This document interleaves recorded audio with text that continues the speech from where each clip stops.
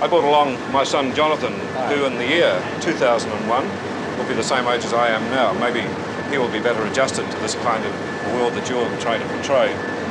The big difference when he grows up, in fact, if we wanted to wait for the year 2001, is that he will have in his own house, not a computer as big as this, but at least a console through which he can talk to his friendly local computer and get all the information he needs for his everyday life, like his bank statements, his theater reservations, all the information you need in the course of living in a complex modern society. This will be in a compact form in his own house. He'll have a television screen like these here and a keyboard, and he'll talk to the computer and get information from it, and he'll take it as much for granted as we take the telephone.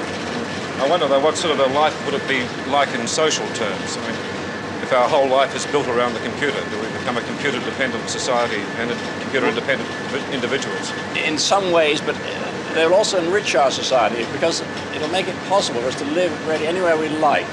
Any businessman, any executive could live almost anywhere on Earth and still do his business through a device like this.